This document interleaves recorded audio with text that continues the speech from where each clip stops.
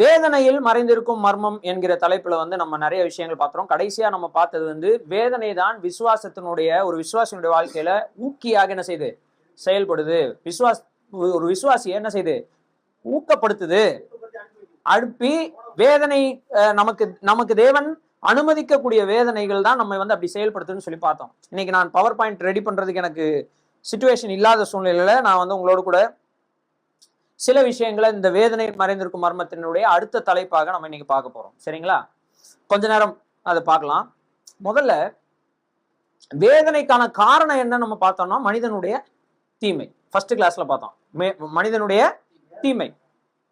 மனிதனுடைய தீமை தான் வேதனைக்குனது காரணம். இந்த தீமைனா என்னது? வாட் இஸ் தீமை? அதாவது பாவம், அக்கிரமம், குற்றம், இப்படி எதை வேணா சொல்லிக்கோங்க. அது எல்லாத்தையும் ஒரே லேபிள்ல போட்டோம்னா அது என்னது? தீமை. அப்படி தீமைனா என்னது? நன்மைக்கு ஆப்போசிட், நன்மைக்கு எதிரானதுக்கு பேர் தான் என்னது? தீமை. சூடுனா என்னது? ரெண்டுமே டெம்பரேச்சர் தான். ஆமாவா இல்லையா? தெர்மாமீட்டர் வச்சு பாத்தீங்கன்னா ரெண்டுத்துக்கும் ரீடிங் காட்டும். குளிரா இருந்தாலும் அதுல காட்டும், சூடா இருந்தாலும் அதுல காட்டும். ஆக மொத்தம் ரெண்டுமே டெம்பரேச்சர் தான், ரெண்டுமே தட்ப வெப்பநிலை தான். அந்த வெப்பநிலை அதிகமானால் அதுக்கு பேர் சூடு, வெப்பநிலை குறைந்தால் அதுக்கு பேர் என்னது? குளிர். அது மாதிரி நன்மை தீமை என்பது தேவனுடைய நீதி. நன்மையும் தீமையும் என்னது? தேவனுடைய நீதி. அதுல நன்மைக்கு நேர் எதிரானது என்னது? தீமை. நன்மைக்கு நேர் எதிரானது தீமை. அல்லது இப்படி சொல்லலாம், எது எல்லாம் தேவனால் வரவில்லையோ, எது எல்லாம் தேவனிடத்திலிருந்து உண்டாகவில்லையோ, எது எல்லாம் தேவனுக்குள் இல்லையோ அதெல்லாம் என்னது? தீமை.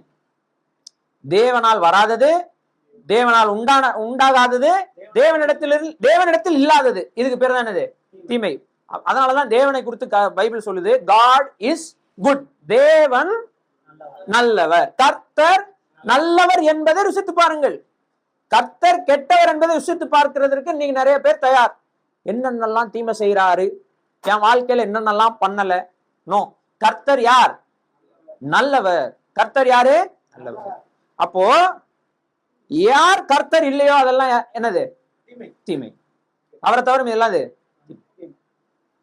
இப்போ இந்த தீமை என்பதுதான் மனிதனுடைய வாழ்வில் வேதனைகளுக்கு ஆரம்பமா என்ன செய்யுது இருக்கு அப்படின்னு முதல் வகுப்புலயே நம்ம என்ன செஞ்சிட்டோம், பார்த்துட்டோம். இந்த தீமையை நம்ம மனித தீமையை நம்ம என்ன செய்யலாம் அப்படின்னா ரெண்டாக நம்ம என்ன செய்யலாம், பிரிக்கலாம். ஏற்கனவே படிச்சதுதான், பட் திரும்ப நான் ரிமைண்ட் பண்றேன். ரெண்டா பிரிக்கலாம். ஒன்னு மோரல் ஈவில் அப்படின்னா ஒழுக்க சம்பந்தமான தீமை. இந்த மோரல் ஈவில்னு சொல்றோம் இல்லையா, ஒழுக்க சம்பந்தமான தீமை, இது ஒண்ணு. ரெண்டாவது நேச்சுரல் ஈவில், இயல்பாக இருக்கக்கூடிய தீமை, இயல்பாக நடக்கக்கூடிய தீமை. இப்படி ரெண்டா பிரிக்கலாம். சொல்லுங்க பார்க்கலாம், எப்படி பிரிக்கலாம்?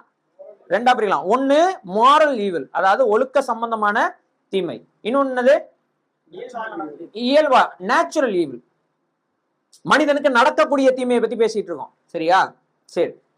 இந்த மோரல் ஈவில்னா என்னதுன்னா, மனிதனுக்கு தேவன் தந்திருக்கிற புத்தியை பயன்படுத்தி அவனுடைய சாய்ஸ், அவன் விருப்பப்பட்டு ஒழுங்கற்றவனாய் நடந்து கொள்வது, அதுக்கு பேர் என்னது? Moral evil.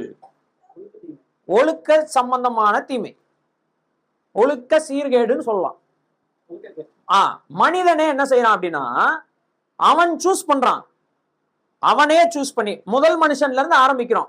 இந்த வாழ்வா சாவா என்கிற தெரிந்தெடுப்பை தேவன் வைக்கும் பொழுது சாவையே தெரிந்தெடுக்கிற வேலையை செய்து கொண்டிருக்கிறவன் இன்னைக்கு வரைக்கும் யாரு? மனிதன். அப்ப மோரல் ஈவில்னா என்னதுன்னா, தேவன் நமக்கு கொடுத்திருக்கிற சிந்தையை பயன்படுத்துறோம், அறிவை பயன்படுத்துறோம், புத்தியை பயன்படுத்துறோம், ஞானத்தை பயன்படுத்துறோம். எல்லாம் பயன்படுத்தி நான் சுயமாக எனக்குள் நானே முடிவெடுத்து கர்த்தருக்கு விரோதமாக தான் நடப்பேன்னு செய்கிறது, அதுக்கு பேர் என்னது? மோரல் ஈவில், ஒழுக்க சீர்கேடு. உதாரணத்துக்கு நம்ம ஒரு வசனத்தை வாசிக்கலாம். யாக்கோபு 1வது அதிகாரம் 14-15 வாசிங்க. மனப்பாட வசனம் சொல்லுங்க பார்க்கலாம். யாராவது வாசிங்க 14-15. 1 பேதுருக்கு முந்தின புத்தகம், எபிரேயருக்கு அடுத்த புத்தகம், யாக்கோபு 1ஆவது அதிகாரம் 14-15.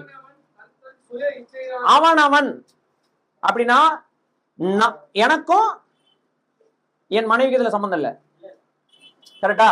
நாங்க ஒரே சரீரம் தான், ஆனா எனக்கும் அவங்களுக்கும் சம்பந்தம் இல்ல. என் தீமைக்கு யார் தான் பொறுப்பு? நான் தான் பொறுப்பு. அவன்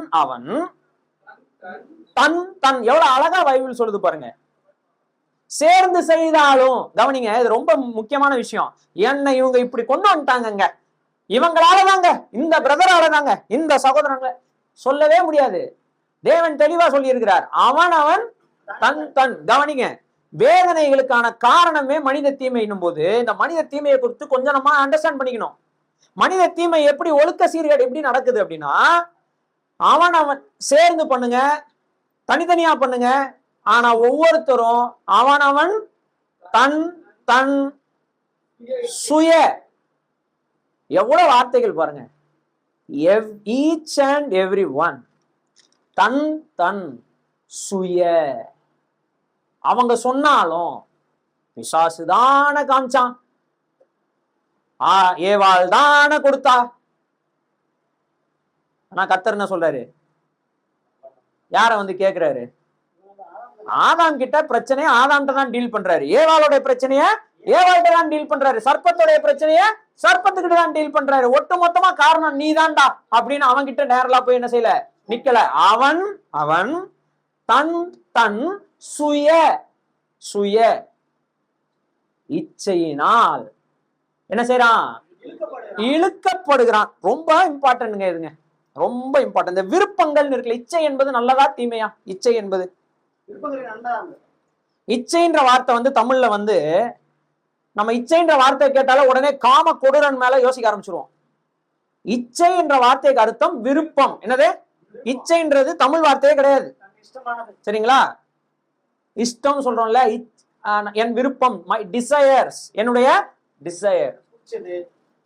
விருப்பங்கள்ல வந்து நம்ம ரொம்ப கவனமா இருக்கணும். How to choose my desire. என்னுடைய ஆசைகளை நான் வந்து என்ன செய்யணும்? கவனமாக இருக்கணும். என்னுடைய ஆசைகள்ல நான் என்னவா இருக்கணும்? திரும்ப சொல்றேன், கவனமா கவனிங்க. என்னுடைய மனிதர்களாகிய நமக்கு தேவன் ஆசைகளை, ஆசைப்படுவதற்கான புத்தி என்ன செஞ்சிருக்கிறாரு? கொடுத்திருக்கிறார். விருப்பப்படுவதற்கான புத்தியை தேவன் என்ன செஞ்சிருக்கிறாரு? விருப்பம் இல்லாம செய்கிற எதிலும் நமக்கு திருப்தி இருக்காது. கரெக்டா? விருப்பம் இல்லாம செய்யறதுல திருப்தி இருக்குமா? இருக்காது. தேவனே விருப்பப்படுகிறாரா இல்லையா? கடவுளுக்கே டிசைர் இருக்கா இல்லையா? இருக்கு. டிசையர் என்பது, விருப்பம் என்பது, இச்சை அல்லது ஆசை என்பது நல்லது. மறுபடியும் சொல்றேன், இச்சைனா நான் உடனே லஸ்ட் சொல்லல, காம இச்சையை சொல்லல, விருப்பம் அப்படின்ற வார்த்தையை சொல்றேன்.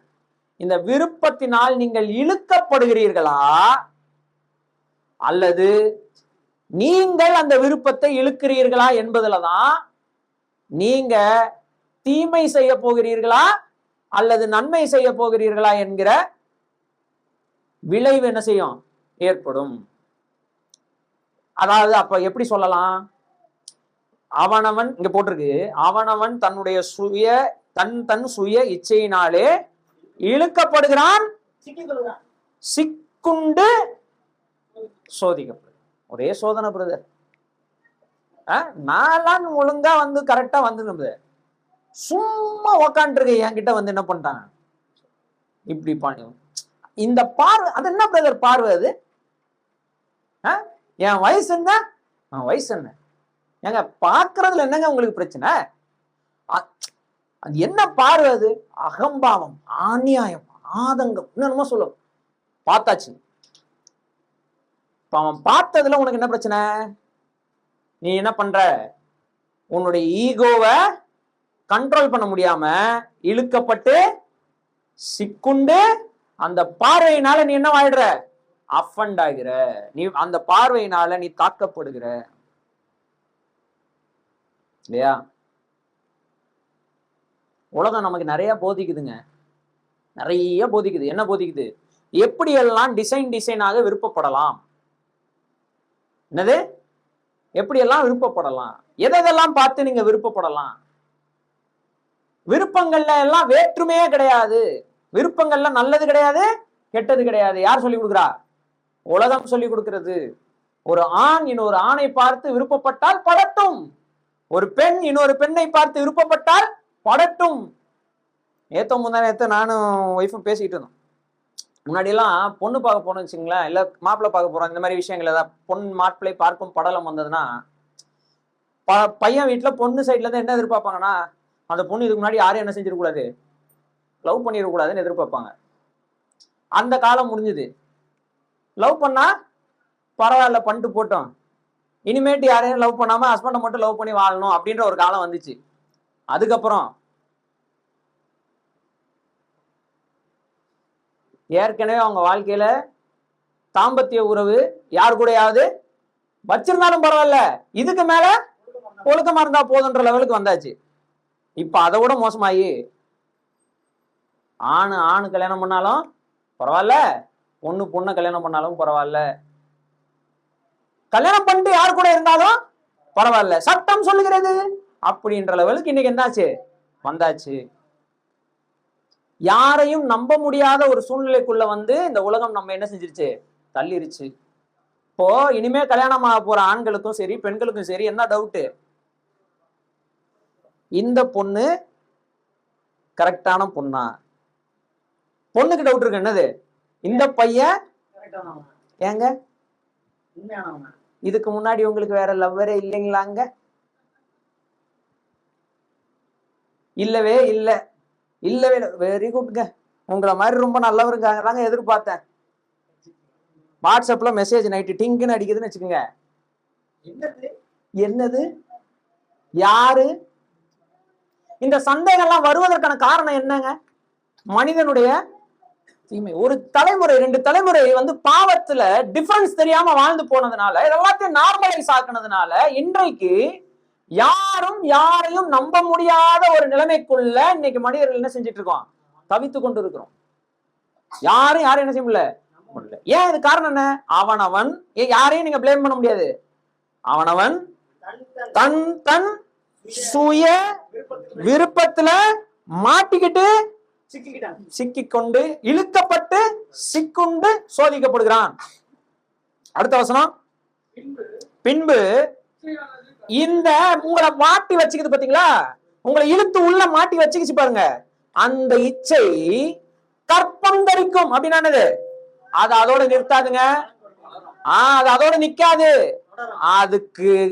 அது கற்பம் தரிக்கும். அப்படின்னா என்ன அர்த்தம்? குட்டி போடும். அதுனா அப்படின்னா அர்த்தம்னா, உங்களுடைய சோதனையில நீங்க சிக்கப்பட்டு விட்டீர்கள் என்றால் அதற்கு விளைவு என்பது நிச்சயமாக உண்டு. அதை நீங்க அபார்ஷன் பண்ணவே முடியாது. அப்படின்னா அந்த விளைவை நீங்கள் கொல்ல முடியாது, அது வரும். அது பாவத்தை பிறப்பிக்கும். பாவம் பூரணமாகும் போது பிரதர்ஸ் அண்ட் சிஸ்டர்ஸ் கவனமா கவனிங்க. வேதனை வேதனை வேதனை வேதனை நம்ம குமுறுறோம் இல்லையா?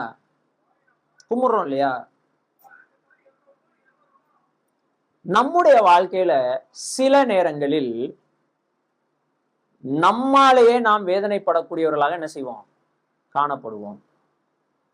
மற்றவர்களால் வேதனைப்படுத்தப்படுகிறதெல்லாம் நெக்ஸ்ட் விட்டுருங்க. நம்மால் நாமே வேதனைக்குள்ளாகிறவர்களாக இருப்போம். இதை பெருசா நம்ம யாருக்கிட்டையும் ஷேர் பண்ணிக்க மாட்டோம். இது எப்ப நடக்கும் அப்படின்னா, கர்த்தருக்கு பிரியமில்லாத விஷயங்கள் மேல் ஆசைப்பட்டு இழுக்கப்பட்டு சிக்குண்டு அதுல மாட்டிக்கொள்ளும் பொழுது கவனிங்க, அதற்கு விளைவுகள் உண்டு. அதுக்கு என்ன உண்டு? கண்டிப்பா வந்து காம்போவா தான் வரும், சிங்கிள் பீஸா வாங்க முடியாது. வாங்கினா ஹோல்சேல் தான், காம்போ தான். இந்த கடைக்கு போனீங்கன்னா சொல்லுவோம் இல்லையா, ஒரு பீஸா வாங்கினீங்கன்னா ஒரு பிரெஞ்சு ஃப்ரையும் ஒரு பெப்சியும் ஃப்ரீ அப்படின்னு சொல்ற மாதிரி, இந்த இச்சைக்குள் நீங்கள் மாட்டிக்கொண்டால் அது கூட இன்னும் 2 விஷயம் என்ன செய்யும், வரும். அதை நீங்க தள்ளவும் முடியாது, குப்பத்தொட்டில போடவும் முடியாது. அதை நீங்க ஏற்றுக்கொண்டுதான் ஆக வேண்டும், அதை நீங்கள் அனுபவித்துதான் ஆக வேண்டும். ஆனா அங்க நீங்க மனம் திரும்பும் போது கர்த்தர் என்ன செய்யறாருன்னா, அதை ஏற்றுக்கொள்வது, அதை சமாளிப்பதற்கான பலனை என்ன செய்கிறார், தருகிறார். தராருல்ல. என்னது, ஒரு ஒரு ஒரு உதாரணமா நம்ம கவனிக்கலாமா? ஒரு உதாரணத்தை பார்க்கலாமா? வாங்க 1 சாமுவேல் வாங்க. எதை பத்தி பேச போறேன்?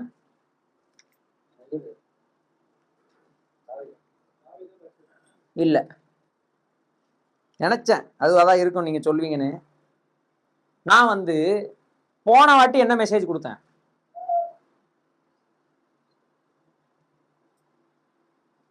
கொடுத்தீங்களான்னு கேக்குறீங்களா? பச்சை கலர் சட்டையை போட்டு ஒரு மெசேஜ் கொடுத்தேன்.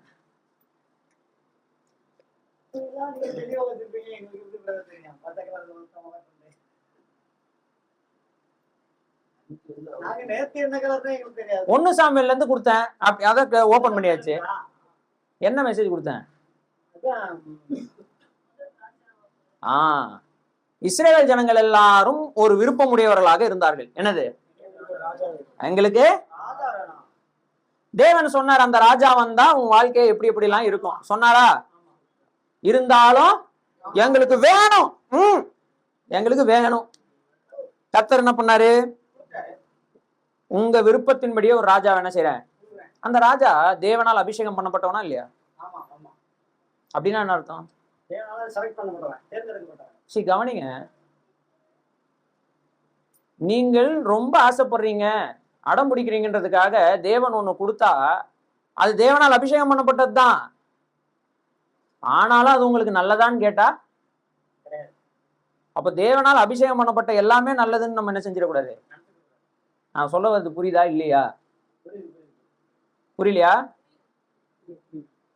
சவுல் தேவனால் அபிஷேகம் பண்ணப்பட்டவனா இல்லையா?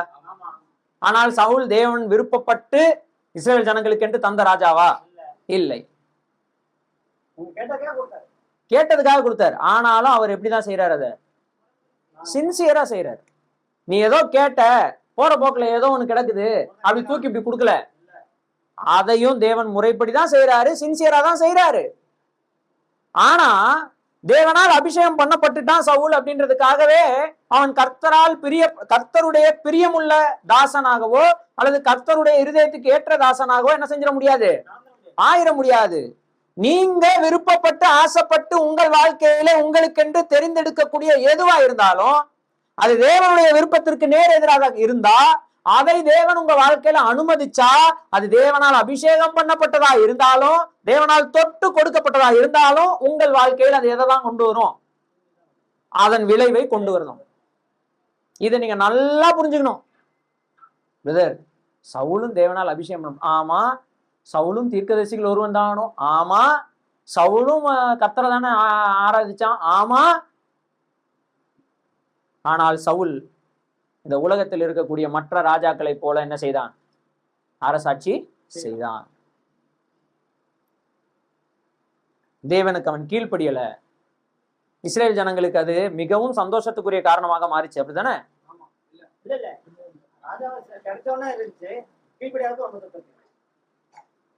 இஸ்ரேல் தேசத்துக்கு பெரிய துக்கம் உள்ள ஒரு நிலைமையா வந்துச்சு. தாவீது இந்த சவுல் செத்து போன சிச்சுவேஷன்ல அவன் பாடுறான் பாருங்க. 2 சாமுவேல் எடுங்க.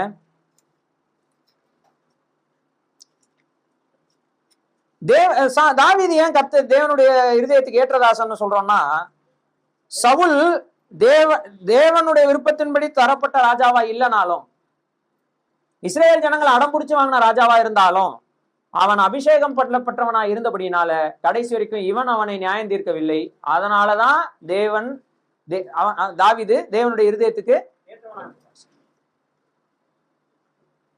சரி கர்த்தரால் அபிஷேகம் பண்ணப்படல, கர்த்தரால் அபிஷேகம் பண்ணப்பட்டவன் தான். ஆனா தேவனுடைய விருப்பத்தின்படி வந்த ராஜா இல்ல. இவன் தேவனுடைய விருப்பத்தின்படி வந்த ராஜா தானே. கோலியாத்தை கொல்ல தெரிஞ்சவனுக்கு சவுல கொல்றதுக்கு எவ்வளவு நேரம் ஆயிருக்குன்னு நினைக்கிறீங்க? ஏன் கோலியாத்துக்கே பயந்துட்டு உக்காண்டு இருந்தவங்க, கோலியாத்துக்கே பயந்துட்டு உக்காண்டு இருந்தவன், அந்த கோலியாத்தையே கொண்ட தாவீதால சவுல கொல்றதுக்கு எவ்வளவு நேரம் இருக்கும்? நேரம் அந்த ஈட்டி இப்படி பிடிச்சி திரும்ப அடிக்கிறதுக்கு எவ்வளவு நேரம் இருக்கும்? ஏன் திரும்ப அடிச்சிருந்தா அவன் ராஜா ஆயிருப்பானா ஆயிருக்க மாட்டானா? நிச்சயமா இருப்பான். ஏன்னா தேவனுடைய அபிஷேகம் யார் மேல இருந்துச்சு? தாவீது மேல இருந்துச்சு. ஆனாலும் தாவீது என்ன பண்ணல? ஏன்? தேவனால் அபிஷேகம். நான் நியாயத்திற்க கூட. அதுதான் தேவனுடைய இருதயத்துக்கு ஏற்றதாசன். சரி, தாவீதை விட்டுருவோம். இப்ப சவுலுக்கு வருவோம். இப்ப சவுலுடைய மரணத்தை குறித்து தாவீது பாடுறான் பாருங்க. 2 சாமுவேல் 1ஆம் அதிகாரம் 17 இருந்து வாசிங்க.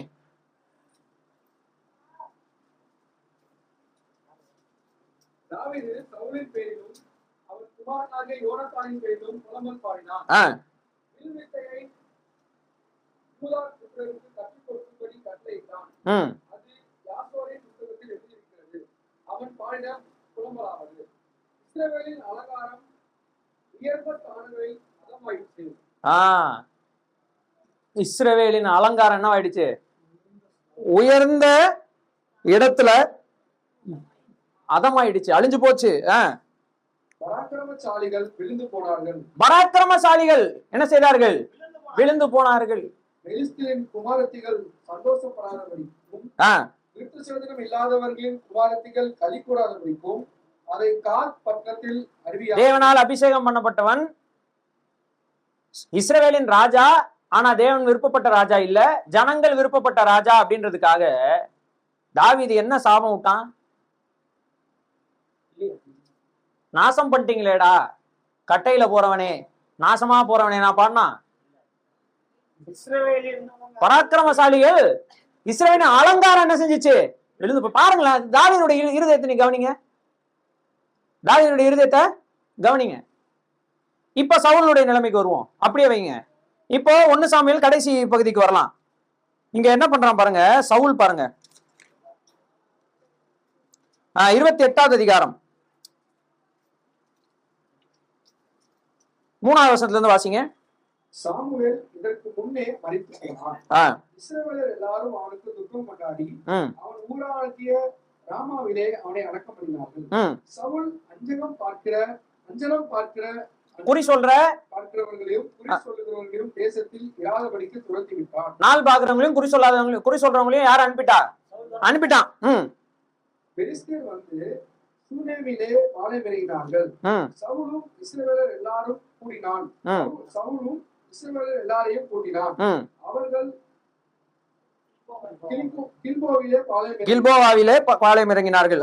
சவுல் பெலிஸ்தரின் பாளையத்தை கண்டபோது பயந்தான். அவன் இருதயம் மிகவும் தத்தளித்துக் கொண்டிருந்தது. சவுல் கர்த்தரிடத்தில் விசாரிக்கும் போது கர்த்தரிடத்தில் சவுல் விசாரிக்க போனான். கர்த்தர் அவனுக்கு சொப்பனங்களிலும் பதில் சொல்லவில்லை, ஊரிமிலும் பதில் சொல்லவில்லை, தீர்க்கதரிசிகள் மூலமாகவும் பதில் சொல்லவில்லை. சவுல் கடைசி எங்க போனா? யாரு? இஸ்ரவேலின் அலங்காரம். இந்த அலங்காரத்தை விரும்பினவங்க யாரு? இந்த சவுலுடைய அழிவாக நீங்கள் இதை பார்க்கிறீங்க இல்லையா? இது சவுலுடைய அழிவு அல்ல, இது யாருடைய அழிவு? இஸ்ரவேலருடைய அழிவு. பீஸா கிடைச்சது, கூட பிரெஞ்சு ஃப்ரையும் பெப்சியும் என்ன செய்யணும்? கிடைக்கணும். காம்போலனா கிடைச்சுதான் ஆகும். அந்த பிரெஞ்சு ஃப்ரையும் வேணா, பெப்சி வேணா, பீஸா மட்டும் சாப்பிட்டுக்கலான்றது உங்க விருப்பம் இங்க. ஆனா வாழ்க்கையில அப்படி அல்ல. காம்போ ஆஃபர்ல நீங்க விருப்பப்பட்டு வாங்கினீங்கன்னா அந்த காம்போவை நீங்க என்னதான் செய்ய வேண்டும்? தாவீது எல்லாருக்கும் தெரிஞ்ச விஷயம். மனம் திரும்பினா கர்த்தர் என்ன பண்ணிடுறாரு? அதை தாங்குவதற்கு பலன் தராரா இல்லையா? அவர்தான் தாங்குவது பலன் தராருல. அப்படின்னு நம்ம துணிகரமா இச்சையில இழுக்கப்பட்டு சிக்குண்டு சோதிக்கப்படுறோம்னு வச்சுக்கோங்களேன். தாவீதுடைய ஸ்டோரிக்கு எடுத்துக்கலாம். தாவீது மனம் திரும்பின பின் அவன் வாழ்க்கையில என்னென்னலாம் நடந்துச்சு சொல்லுங்க. அந்த பிள்ளை இறந்து போனது, சரியா? அதுக்கப்புறம் என்ன பண்ணது? அவர்களுடைய பிள்ளைகள் ஒருவர் வெட்டி கொண்டார்களா இல்லையா? அவனுடைய சொந்த பையன், அதான் அதனால வெட்டி கொண்டார்கள். கடைசியில அவனுடைய சொந்த மகன் அப்பாவுக்கு விரோதமா என்ன செய்தான்? எழும்பினான். ஆக்சுவலி தாவீது அப்சலோமுக்கு விரோதமா எழும்பவே இல்லை. எழும்புனானா? எங்கேயுமே எழும்பல. ஆனா அப்சலோம் தாவீதுக்கு விரோதமா என்ன செய்யறான்? எழும்புறான். அதுக்கப்புறம் காடுகள் மேடுகள்ல எப்படி அலைஞ்சு திரிஞ்சானோ அதே நிலைமைக்கு தாவீது மறுபடியும் என்ன செய்யறான்? தள்ளப்படுறான். அங்கதான் 3வது சங்கீதத்தை எழுதுறான். அப்சலோம் விரும்புது, அவனை விட்டு தப்பித்து ஓடி போடுகையில் பாடின சங்கீதம்னு 3வது சங்கீதம் இருக்கு, சரிங்களா? அதுக்கப்புறம் அந்த அப்சலோமும் கொல்லப்படுறான். பிள்ளையாண்டான கொஞ்சம் பத்திரமா பாத்துக்கோங்கடா, நீங்க ஜெயிக்க முக்கியம், ஆனா என் பிள்ளைய கொஞ்சம் பத்திரமா பாத்துக்கோங்கன்னு சொன்னாங்க. யோவாப் என்ன பண்ணுவாப்ல? எப்பவுமே தாவீது என்ன சொன்னாரோ ஆப்போசிட் தான் செய்வார். பார்த்துட்டு சும்மா விட்ட. ராஜா சொன்னா என்னடா அப்படின்னு இவர் போய் அப்சலோம கொன்னார். அப்சலோம் கொன்னதுக்கு அப்புறம் தாவீது திரும்ப வீட்டுக்கு என்ன செய்யறாரு? வராரு. மறுபடியும் ராஜ்யபாரம் அவர் கைக்கு என்ன செய்யுது, வருது. வந்த ராஜ்யபாரத்தினுடைய விளைவில் அதுக்கப்புறம் பாத்தீங்கன்னா அவருடைய மறுமனை ஆட்டிகள் இடத்துல அவர் என்ன செய்ய முடியல, போக முடியல. கதவை அதோட க்ளோஸ் பண்ணிட்டாரு. அதுக்கப்புறம் என்ன ஆச்சு,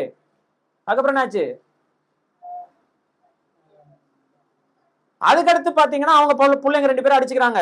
அதுல தாவீது தன்னுடைய விருப்பத்தின்படி ஒரு மகனை என்ன செய்யறாரு, ராஜாவா மாத்துறாரு. அதுக்கப்புறம் இவருடைய வாழ்க்கையில எல்லா தீமைகளுக்கும் காரணமா இருந்த ஆட்கள் எல்லாம் அவங்க பையன் என்ன செய்யறான், கொல்றான். ஒரே ரத்தம். கர்த்தர் கூட இருந்தாரா தாவீது கூட மனம் திரும்பினதுக்கு அப்புறம்? இதெல்லாம் நீங்க மனம் திரும்பினதுக்கு அப்புறம் உங்க வாழ்க்கையில இதெல்லாம் நடந்துச்சுன்னா நீங்க என்ன சொல்லுவீங்க?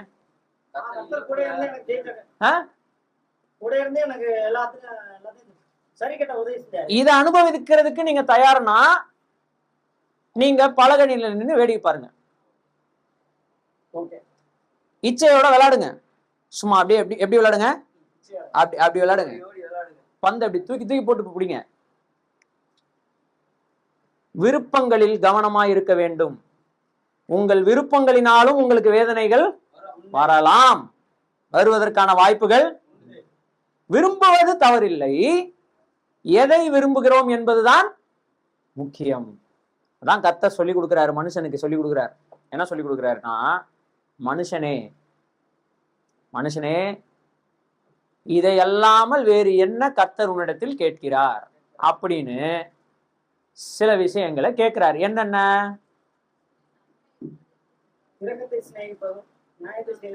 நீங்க வசனத்தினுடைய ஆர்டரே மாத்துறீங்க. சொல்லுங்க சிஸ்டர். நன்மை இன்னதென்று, அது 3வது. ஃபர்ஸ்ட்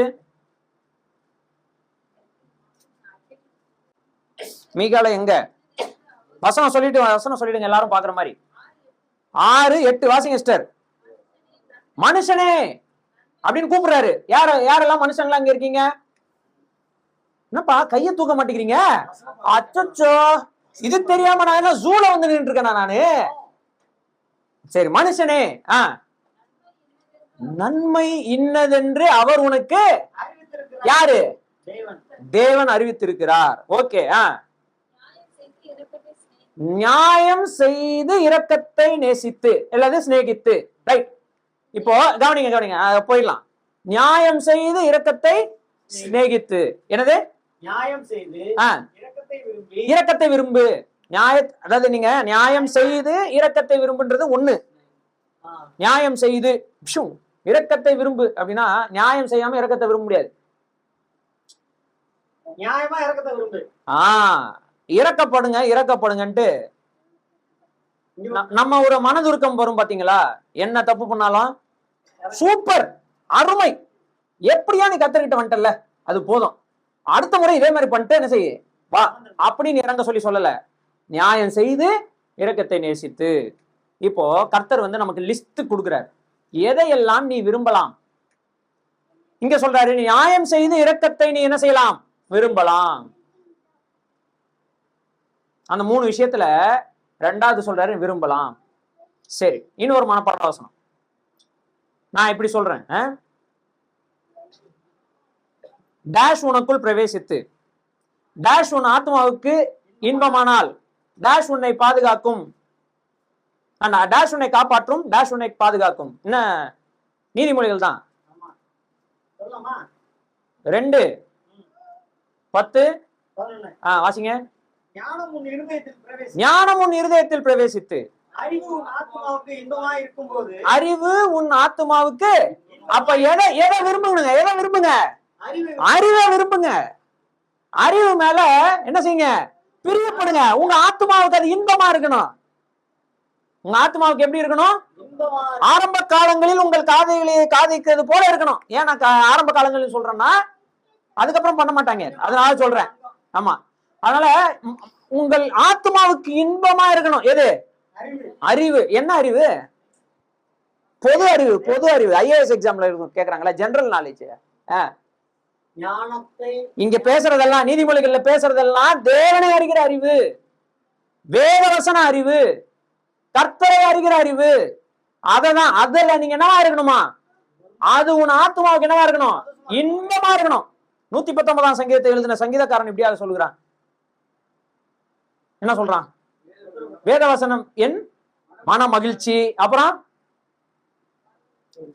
நான் பரதேசியாய் சஞ்சரிக்கும் காலத்தில் என் வீட்டில் உன் பிரமாணங்கள் எனக்கு என்னவா இருந்தது? கீதங்களாயின. உமது சாட்சிகளின் மேல் நான் பற்றுதலாய் இருக்கிறேன். உமது வசனத்தை மறவேன். 1ஆம் சங்கீதம் என்ன சொல்லுதுங்க? கர்த்தருடைய வேதத்தில் பிரியமா இருந்து. ஏங்க நீங்க லவ் பண்றதுக்கு கர்த்தர் நிறைய கொடுத்திருக்கிறாரு. நீங்க நேசிக்கிறதுக்கு கர்த்தர் நிறைய கொடுத்திருக்கிறாரு. அதெல்லாம் விட்டுட்டு அதெல்லாம் அப்படி இச்சையெல்லாம் நான் என்ன பண்ணுவேன் தெரியுமா? அப்படி அப்படி பூந்து விளையாடுவேன். நல்லா ஒன்னும் பண்ண முடியாது. இழுக்கப்பட்டு சிக்குண்டு சோதிக்கப்பட்டா அது கற்பந்தரித்து பாவத்தை பிறப்பித்தே ஆகும். பாவம் பூரணமாகும் போது என்ன பிறப்பித்தாகும்? மரணத்தை பிறப்பிக்கும். தாவீது மீதி தன் வாழ்க்கை நிம்மதியா ஒரு நாள் கூட வாழல. அந்த காலத்தில் எழுதப்பட்ட சங்கீதங்கள் அநேகம். அவன் தேவனுடைய தாசனாக இருந்ததுனால கர்த்தரோடு ஒட்டி கொண்டான். அவன் தேவனுடைய தாசனா இல்ல அப்படின்னா சவுல் மாதிரி என்ன பண்ணிருப்பான்? சூனியக்காரி பின்னாடி போயிருப்பான். இஸ்ரவேலுக்கு அலங்காரமா அவன் மாறி இருக்கவே மாட்டான். தாவீதுக்கு தேவன் வாய்ப்பு கொடுத்துட்டாரு, மன்னித்துட்டாருன்றதை மட்டும் பாக்குறீங்களே, அதுக்கப்புறமா அவன் வாழ்க்கையில எப்படி இருந்தது அவன் ஒவ்வொரு நாள்ன்றதை நீங்க யோசிச்சு பாருங்களேன். ஒருத்தன் வந்து கேக்குறான், அவங்க பசங்கள்ல ஒருத்தன் வந்து கேக்குறான், வேலைக்காரன் நினைச்சு எனக்கு உடம்பு சரியில்லை, அப்சலோமுடைய தங்கச்சி என்ன செய்யுங்க, எனக்கு சாப்பாடு செஞ்சுறதுக்கு அனுப்பி விடுங்க. அதுக்கப்புறம் நடந்தது என்னங்க? இத ஒரு அப்பா காதுல உழுந்தா எப்படி இருக்கும் யோசிச்சு பாருங்க. சரி, அப்சலோம் என்ன பண்றான்? எல்லாரையும் விருந்து வைக்கிறேன்னு கூப்பிடுறான், எல்லா பசங்களையும் கூப்பிடுறான், எல்லாரையும் கூப்பிடுறான், எல்லாரும் போறாங்க. அப்சலோமை தவிர எல்லாம் செத்து போயிடறாங்க. அதான் அப்சலோம் தான் கொல்றான், எல்லாரையும் கொண்டான். தப்பிச்சு போனவங்க 2 பேர் திரும்பி வராங்க. இதை ஒரு ராஜா கேட்கும் போது எப்படி இருக்குங்க? எவ்வளவு ஆசையாச்சு அவர் ஒரு குழந்தைய வளர்த்துருப்பான், எப்படி இருக்கும்? அதுக்கப்புறமா அவன் பையன் மேல அவன் கோவப்பட்டு அவனை பெருசா எதுவும் பண்ணல, அவன் அப்படியே விலக்கி வச்சான், அவ்வளவுதான். ஆனா அதே பையன் மறுபடியும் அவன் லைஃப்ல என்னென்ன வேலையெல்லாம் பண்ணான்னு யோசிச்சு பாத்தீங்களா?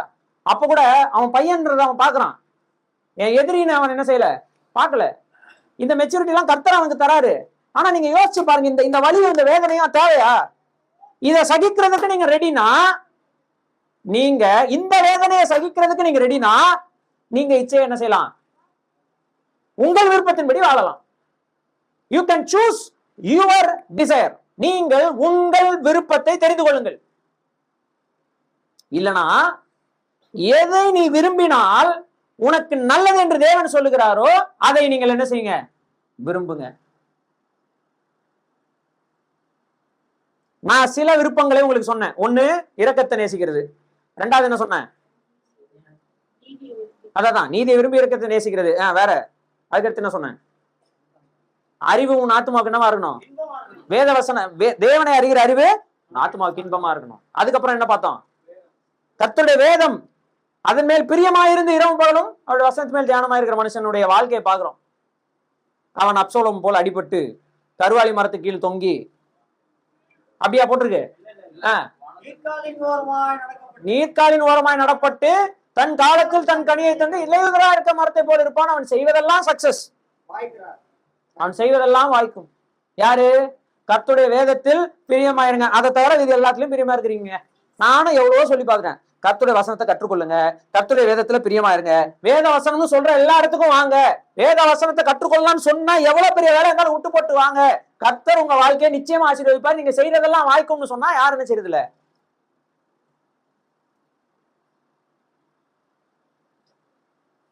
விரும்பலையே. நம்ம சொல்றதுனால விருப்பம் வருமா? நம்ம சொல்றதுனால விரும்பிடுவீங்களா? ஆனா அதை விரும்பினா என்ன விளைவுன்றத சொன்னதுக்கு அப்புறமும் நீங்க விரும்பலன்னா நீங்கள் புத்தியினரா அல்லது புத்திமான்களா அப்படின்றத நீங்களே என்ன செய்யுங்க? யோசிச்சு பாருங்கள். நாம் போன வாரம் செய்தி கேட்டோம் இல்லையா? போன வாரத்துக்கு முந்தின வாரம் ஐ திங்க் சுயாதீனத்துக்கு என்று என்ன செய்யணும்? அழைக்கப்பட்டிருக்கு. தீமைக்கு நம்ம விட்டு போடுவதனால நம்ம சுயாதீனத்தை என்ன செஞ்சிடறோம்? இழந்து போறோம். மறுபடியும் நமக்கு மேல சட்டம் வந்து நிக்குது, கொல்லுவேன் கொல்லுவேன். அதுக்கு பயந்து பயந்தே என்ன செய்ய வேண்டியதா இருக்கு, வாழ வேண்டியதா இருக்கு வாழ்நாள் ஃபுல்லா. தாவீது பயந்தான் இல்லையா? சுயாதீனத்தை இழந்தானா இல்லையா? இழந்தானா இல்லையா? சவுல் இழந்தானா இல்லையா?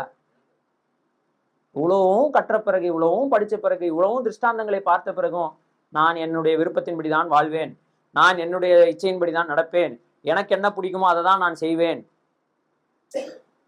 அப்படி நீங்க இருக்கும்போது வேதனையை தவிர்க்கவே முடியாது. வேதனைய இந்த மோரல் ஈவில் இருக்கு இல்லையா, இந்த மோரல் ஈவில் ஒழுக்க சம்பந்தமான தீமை இருக்கு இல்லையா, இது யாருனாலும் வராது. யாருனாலதான் வரும்? ரெண்டாவது விஷயம் என்ன சொன்ன, என்ன என்ன தீமை? நேச்சுரல் தீமை. நேச்சுரல் தீமைனா என்னது? நம்ம ஏற்கனவே ஃபர்ஸ்ட் கிளாஸ்லயே படிச்சிட்டோம். புயல், ஆக்சிடென்ட், அது இதுன்னு நிறைய படிச்சோம் இல்லையா? நம்ம எதிர்பார்க்க மாட்டோம், நாம் அதுக்கு காரணமா இருக்க மாட்டோம், ஆனா நமக்கு என்ன செய்யும்? நடக்கும். சரி, இதுக்கு காரணம் யாரு? இந்த நிலைமை உருவாவதற்கு யாரு காரணமா இருந்தாங்களோ அவங்க. அப்படின்னா இன்றைக்கு நீங்கள் சூஸ் பண்ணக்கூடிய மோரல் ஈவில் நாளைக்கு வேற யாராவதுக்கு நேச்சுரல் ஈவிலா என்ன செய்யும்? மாறும். ஏன் சாலமோனுடைய வாழ்க்கையில பத்சேபாலும் சாலமோனும் கஷ்டப்பட்டாங்க இல்லையா? ஸ்டார்டிங்ல பத்சேபாலும் சாலமோனும் கஷ்டப்பட்டாங்களா இல்லையா? ஸ்டார்டிங்ல அந்த கஷ்டத்துக்கு காரணம் யாரு? தாவீதுடைய மோரல் ஈவில் தானே. தாவீதுடைய அந்த தாமார்ன்ற அந்த பொண்ணு என்னங்க பண்ணுச்சு? அப்சலோமுடைய தங்கச்சி தாமார் என்னங்க பண்ணுச்சு? அதுவா இழுக்கப்பட்டு சிக்குண்டா போயிடுச்சு? ஏன் அண்ணங்காரன் சாப்பாடு பணியாரம் செஞ்சு கொடுன்னு கேக்குறான், சாப்பாடு செஞ்சு கொடுக்கறதுக்காக போதுங்க. இந்த தீமைக்கு யாருங்க காரணம்? பலகனி மேல நின்று வேடிக்கை பார்த்ததுதான் காரணம். ஆமாவா இல்லையா? அப்போ நீங்க செய்யக்கூடிய மோரல் ஈவில்னால வேற யாருக்காவது நேச்சுரல் ஈவ் என்ன செய்யுது நடக்குதுன்றதே மறந்துடாதுங்க. அது உங்க பிள்ளைங்களுக்கே நடக்கலாம். உதாரணம் தாவீது. அந்த பிள்ளைங்க எவ்வளவு கஷ்டப்படுவாங்கன்றதை நீங்க யோசிச்சீங்கன்னா அதை என்ன செய்ய மாட்டீங்க? செய்ய மாட்டீங்க. விளைவை யோசிங்க. செய்வதெல்லாம் வாய்க்கும், நீங்க செய்யறதெல்லாம் வாய்க்கும், நீங்க எதை செய்யறீங்களோ வாய்க்குங்க. அப்படி ஒரு வாழ்க்கை பிடிக்குமா பிடிக்காதா உங்களுக்கு? நீங்கள் கையிட்டு செய்கிற அனைத்தையும் தேவன் வாய்க்க செய்யறார். எப்படி இருக்கும்? சந்தோஷமா இருக்குல்ல? அதுக்கு நீங்க என்ன பண்ணணும்? எது உங்களுக்கு ஆசையா இருக்கணும்? கர்த்தருடைய வேதத்துல பிரியமா இருக்கணும். அப்பதான் அதுக்கு நடக்கும். அது விளைவு. அதுக்கு கர்த்தருடைய வேதத்துல பிரியமா இல்லாம என்னுடைய விருப்பத்தின்படி எல்லாம் வாழ்ந்தா அதுக்கும் விளைவு உண்டு. ஆனா அந்த விளைவு உங்களை மட்டும் பாதிக்காது. நல்ல விளைவும் எல்லாரையும் பாதிக்கும், தீய விளைவும் எல்லாரையும் பாதிக்கும். நீங்க கர்த்தர் பிரியமா இருந்து இரவும் பகலும் உடைய வசனத்து மேல் தியானமா இருக்கிற மனுஷனா இருந்து பாருங்க. உங்க பிள்ளைகள் அதனால என்ன செய்யப்படுவார்கள்? ஆசீர்வதிக்கப்படுவார்கள். உங்க சந்ததி ஆசீர்வதிக்கப்படும். எத்தனையோ மிஷினரிங்க தங்க உயிரை கொடுத்து செத்து போனாங்க நம்ம நாட்டுல. இன்றைக்கு அந்த பலனை யார் ருசிச்சுட்டு இருக்கோம்? நம்ம ருசிச்சுட்டு இருக்கோம். நம்ம இன்னைக்கு உயிர் கொடுக்க விருப்பம் இல்லாதவர்களாக வாழ்றதுனால நம்ம சந்ததி என்ன செய்யறது இல்ல? கர்த்தரை அனுபவிக்குது. நம்ம வீட்லயும் யாரும் கர்த்தரை அறிந்து கொள்றது இல்லை, நம்ம பிள்ளைங்களும் கர்த்தருடைய வழிகள்ல நடக்கிறது இல்லை.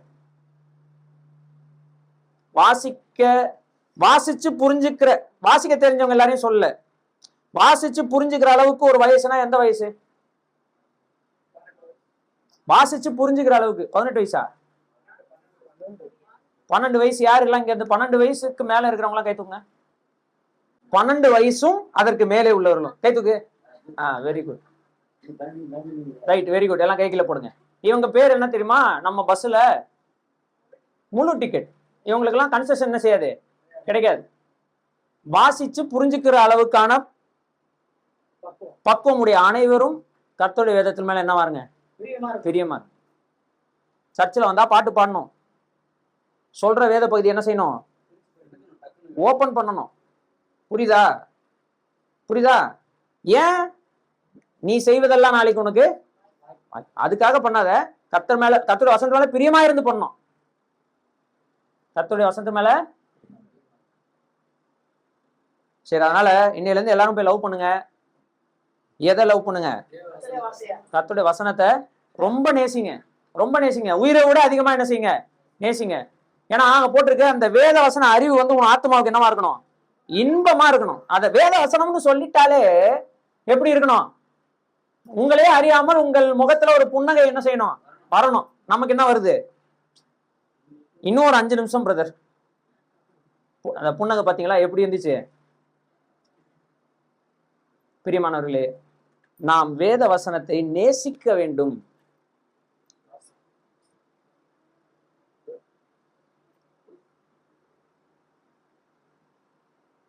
ஒரு வசனம் உங்ககிட்ட ஒரு ஹோம்ஒர்க்கா கேட்டிருக்கேன். இன்னைக்கு சாயந்தரத்துக்குள்ள அதை கண்டுபிடிச்சு எனக்கு தனிப்பட்ட முறையில மெசேஜ் அனுப்புங்க. என்னது? அப்பொழுது புத்திமானாயும் நடந்து கொள்வாய். எப்பொழுது? எத்தனை பேர் நாட்களை என்ன போறீங்க? எத்தனை பேர் கர்த்தருடைய வசனத்தை நேசிக்க போறீங்க? கர்த்தருடைய வசனத்துல தேடுங்க. எதையெல்லாம் தேவன் விரும்பு, நேசி, அதாவது நீ ஆசைப்படுறது மேலெல்லாம் அப்படின்னு சொல்லக்கூடிய விஷயங்கள்லாம் என்னென்னு பாருங்க. அது எல்லாவற்றையும் நேசிங்க. அது எல்லாவற்றையும் என்ன செய்யுங்க? நேசிங்க. உங்களே அறியாமல் நீங்கள் சூப்பர் மேனா மாறிடுவீங்க. ஒரு வித்தியாசமான சக்தி உள்ளவர்களாக மாறுவீங்க.